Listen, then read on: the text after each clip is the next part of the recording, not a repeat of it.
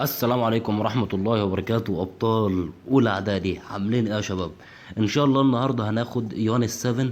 بس هناخد اليونت بشكل بسيط، يعني مش هنقعد بقى نرخم على بعض ونصعب لك الدنيا.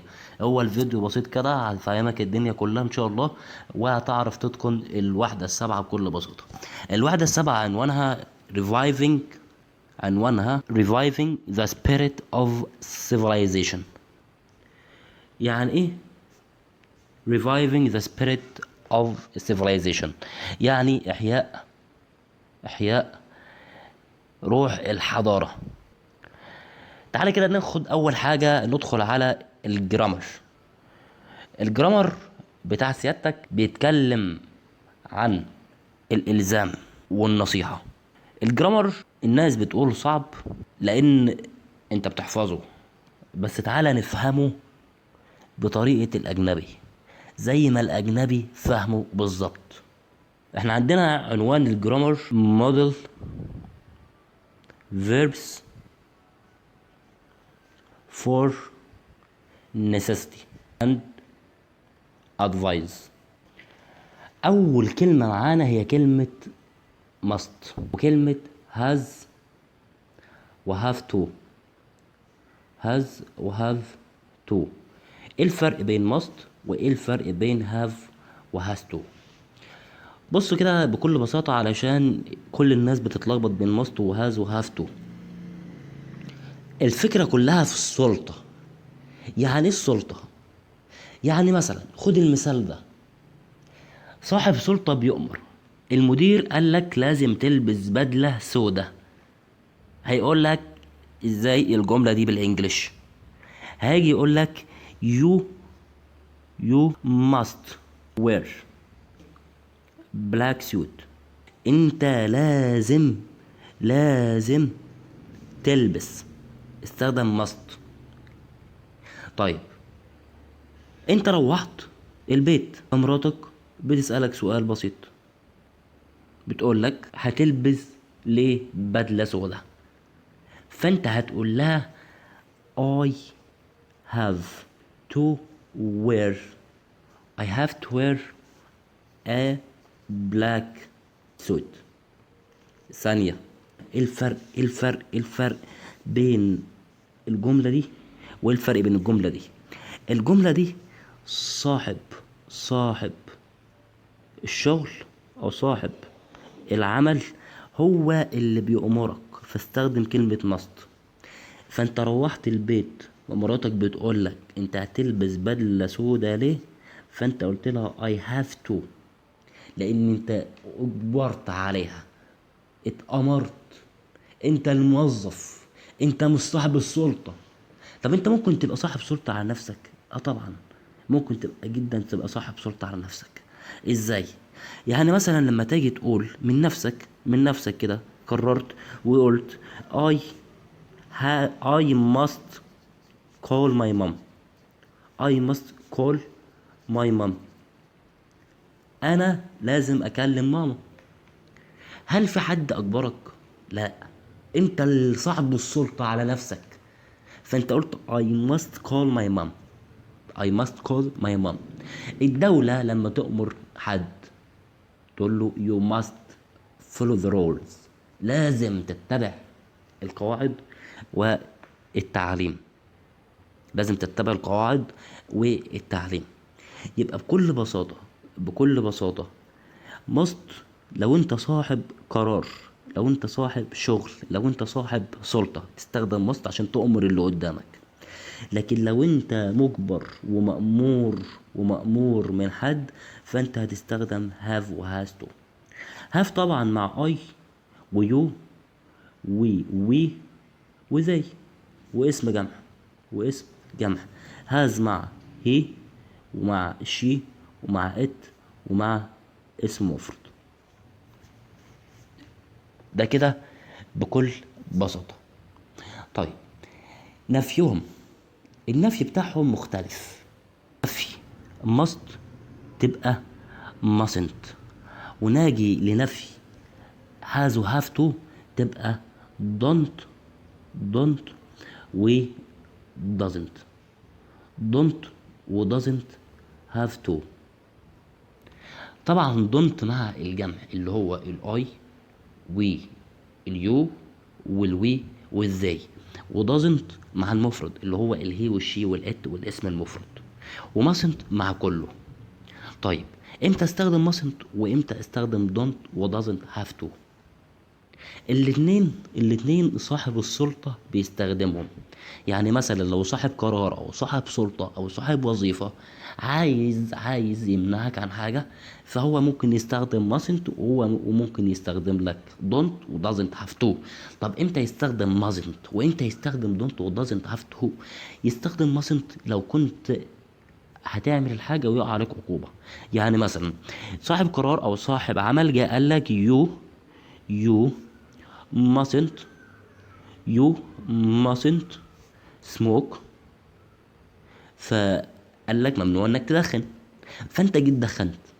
لما تدخن هيقع عليك عقوبة. يعني اول ما تدخن هيقع عليك عقوبة. تمام. ليه؟ لان هو استخدم لك ماسنت. يعني ماسنت لما يقول لك ماسنت يبقى ممنوع منعا باتا انك تعمل الفعل ده. طيب تعالى بقى امتى نستخدم دونت و doesn't have to.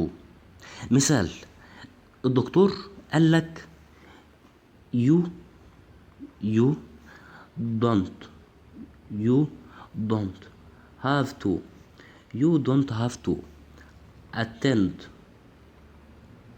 you don't have to attend the lecture today. I will record it for you. انت مش مضطر او مش مجبر انك تحضر المحاضرة النهاردة. يعني انت لو انت غبت مش هيخصم لك درجات. مثلا لو في على حضور درجات مش هيخصم لك درجات. طيب لو انت حضرت ما عليكش حاجة. يعني تستخدم don't و doesn't have to لما يبقى الموضوع معاك مش فارق كصاحب عمل، اللي قدامك عمل او ما عملوش عادي.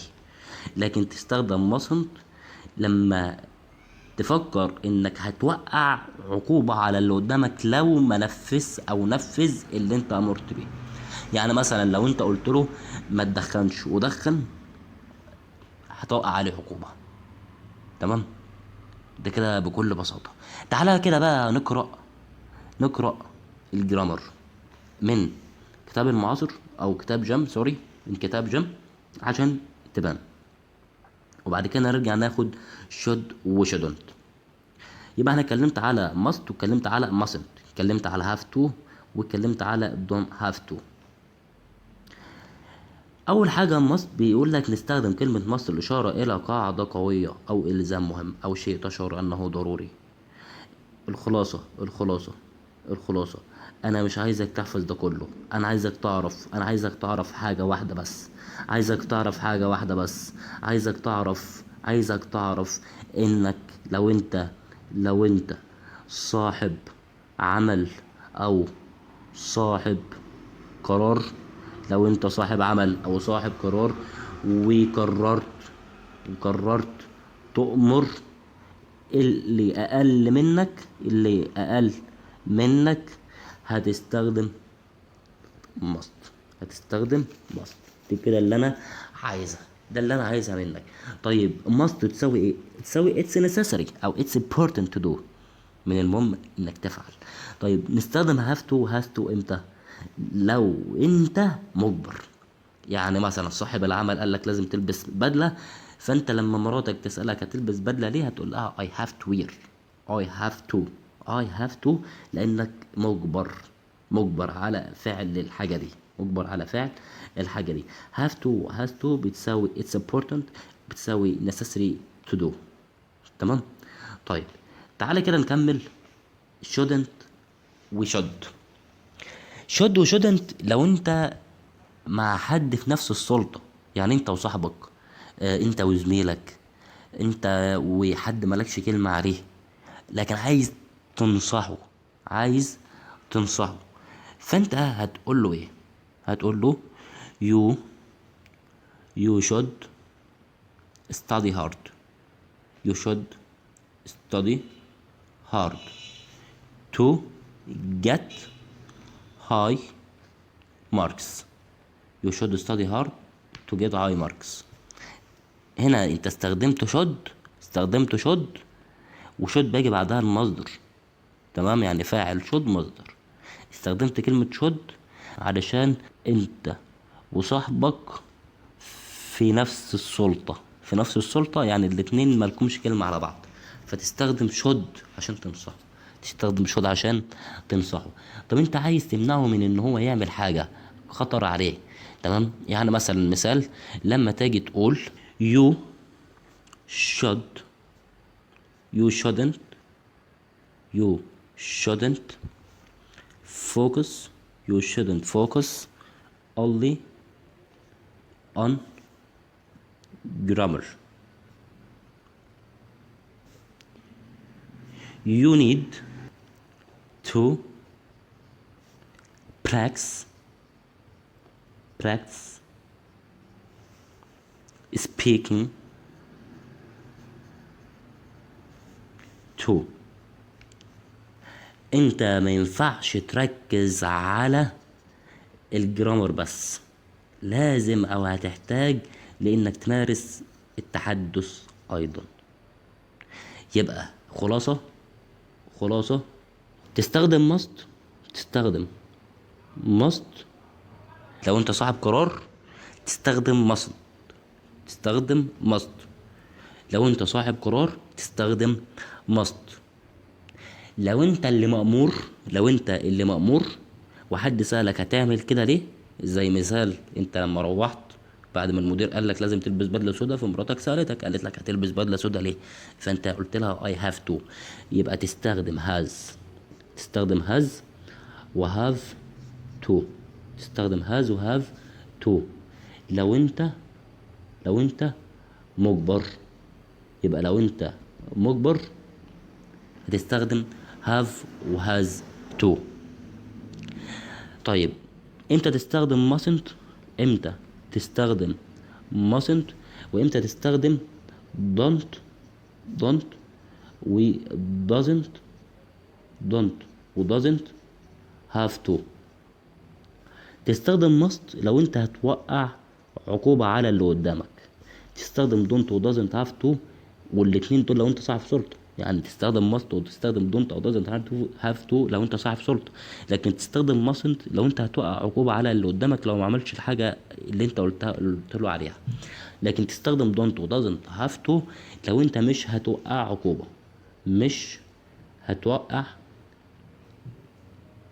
عقوبة على اللي قدامك. طيب تستخدم should لو انت بتنصح زميلك او صاحبك او اي حد مساوي ليك في نفس السلطة، يعني مالكش كلمة عليه، تمام، انه يعمل حاجة. تستخدم shouldn't لو انت بتؤمر واحد في نفس السلطة بتاعتك او في نفس المكانة بتاعتك ان هو ما يعملش حاجة. ده كده بكل بساطة الجرامر بتاع سيادتك. نيجي بقى نطبق على اللي احنا خدناه. اول سؤال معانا بيقول to be healthy you not eat your vegetables every day. عشان تكون عندك صحة كويسة، فدي نصيحة، لازم تاكل خضروات كل يوم. يبقى انا عندي الاجابة بتاعتي هتكون should لان هي نصيحة. تاني سؤال بيقول in the library students not be quiet and read their books. جوه المكتبة الطلاب لازم يكونوا هاديين. انا بأمر او صاحب المكتبة بيؤمر ان الطلاب جوه المكتبة لازم يكونوا هاديين، فانا هستخدم must. ايضا نقط wear of uniform because she is at school today. المدرسة امرت الطلاب امر الطلاب ان هي تلبس يونيفورم موحد، فهيدا غصب عنها لازم تلبس يونيفورم، فهنختار has to لان هيدا مفروض. The traffic light is red. the cars not stop now. إشارة المرور بقت حمرا، عشان كده العربيات لازم تقف. إن إشارة المرور هي اللي معاها السلطة على السائقين. نورت اقف عندك، هي اللي بتدي الأمر، اقف عندك خلاص، يبقى مست. خامس حاجة on the weekend. on the weekend we not get up early. في العطلة مش لازم نصحى بدري، مش لازم. هيبقى mustn't ولا don't have to؟ لا don't have to. طيب نيجي بقى ل rewrite. It's important for Adam to finish his homework before dinner. وعايز نستخدم has to. حلو. انا عندي الفاعل مين؟ عندي الفاعل آدم، عندي الفاعل آدم، فانا هنزل بآدم، هقول آدم وهنزل بهاز تو. has to finish. آدم has to finish his homework before dinner، وأكمل الجملة كلها. تاني حاجة بيقول لي لازم تستخدم drivers mustn't. يبقى هو عاطيني الفاعل وعاطيني mustn't. has to have to mustn't وشود وكل الموديل فيربس بيجي بعدها انفينيتيف على طول. فانا بنزل بالفعل، قاعده معايا، قاعده ان انا بنزل بالفعل، بعد كده بنزل بالموديل فيرب بتاعي سواء كان must او mustn't او should او have to او has to. بعد كده بجيب الفعل في المصدر، الفعل بتاعي في المصدر. تمام، اتفقنا. فهو الفاعل بتاعي فين دلوقتي؟ الفاعل بتاعي drivers mustn't. يبقى انا هقول drivers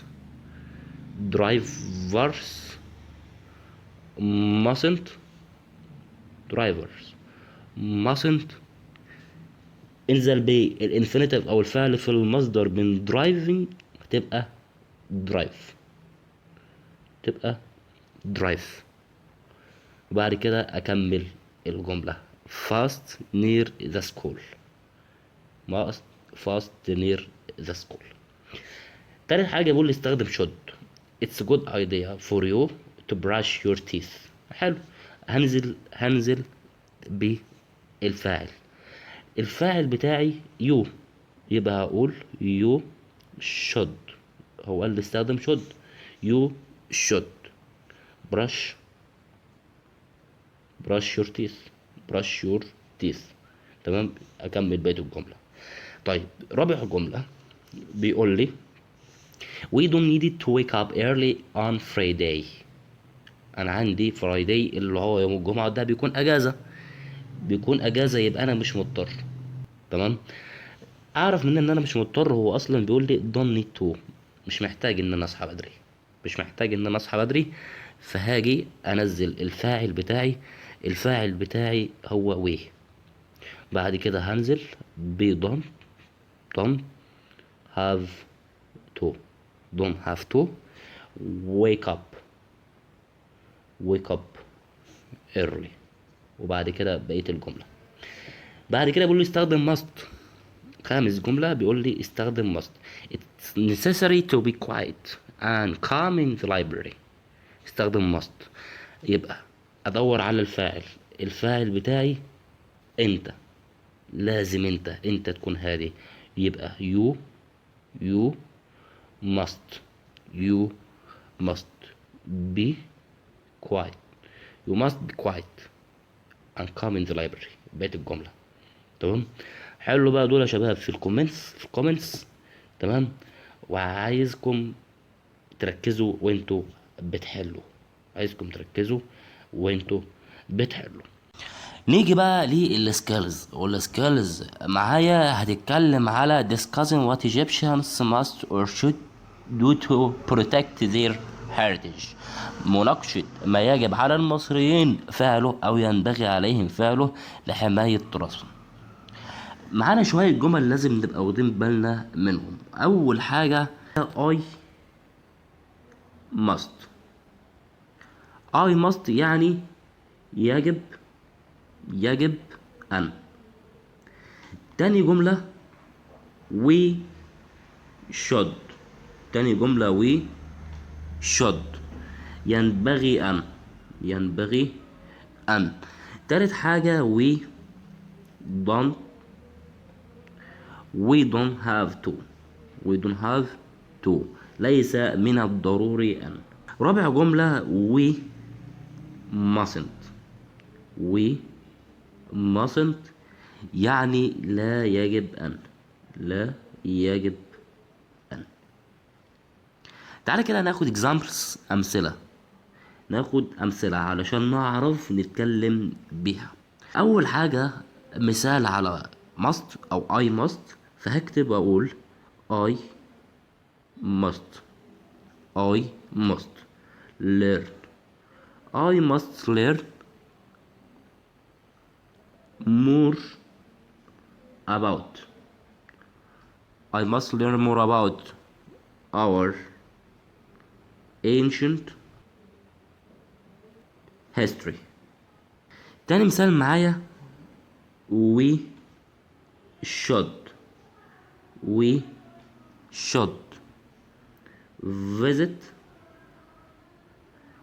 visit museums to understand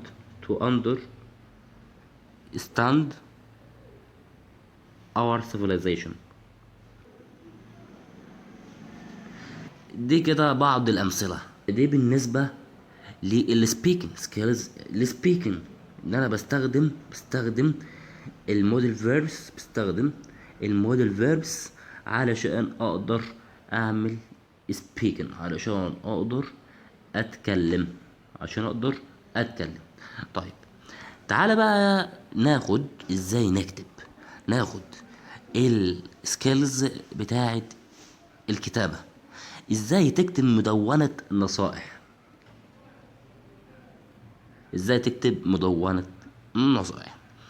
المدونة دي عبارة عن نص قصير على الانترنت بتدي فيه نصايح للناس باستخدام افعال الموديل فيرس زي must زي mustn't زي should زي shouldn't. عشان مدونتك تبقى تمام لازم تلتزم اول حاجة بعنوان واضح. يبقى الشروط عندك، شروط عشان تعمل مدونة،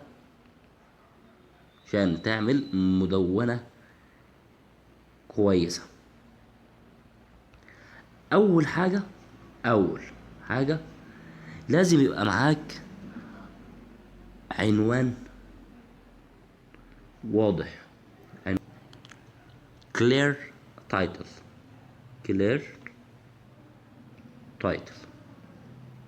عنوان واضح اللي هو clear title يعرفنا النصايح دي عن ايه. تاني شرط معايا اللي هو مقدمة قصيرة اللي هو short introduction.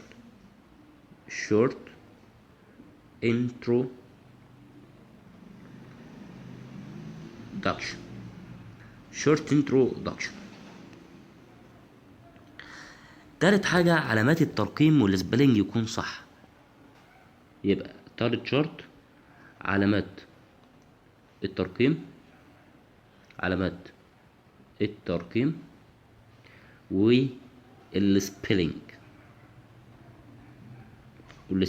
يكون صح.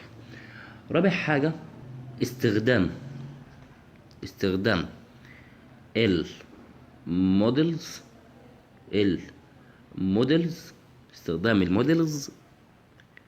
اللي هم بتوع الالزام والنصيحة. طيب خامس حاجة طول النص بتاعك يكون ما بين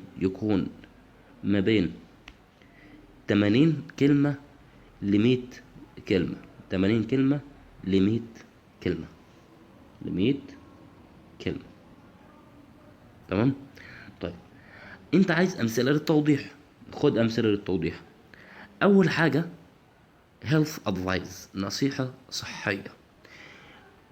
مثال بيقول you must you must drink you must drink enough you must drink enough water. لازم تشرب ميه كفايه. تاني حاجه school advice، نصايح للمدرسه. نصايح للمدرسه زي ايه؟ زي students students must student must do their their homework homework. تمام. طيب تعالى بقى كده ناخد مثال طويل على ازاي تكتب مدونة نصائح. سمي الله، بسم الله. اول حاجة العنوان بتاعي،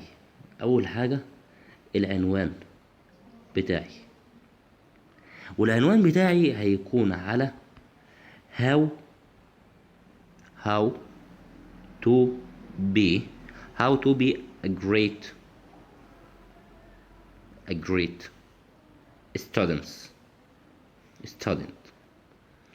how to be great a student. introduction بتاعتي هتكون عبارة عن introduction. اول حاجة ممكن نكتب being a good student is not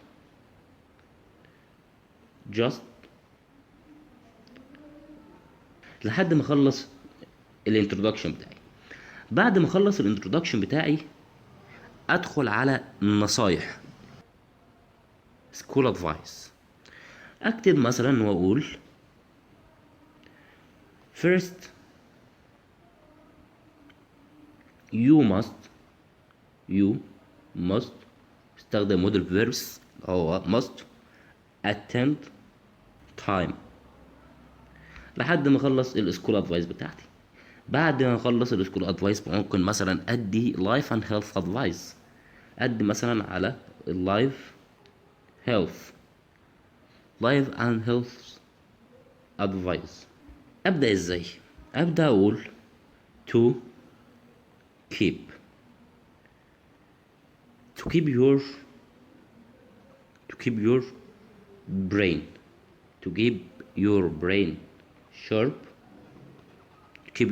sharp. You must eat hours لحد ما اخلص النصايح. بعد ما اخلص النصايح اروح اعمل حاجه اسمها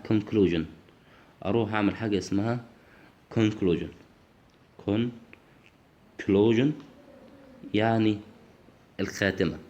اقول follow these simple rules مثلا لحد ما اخلص.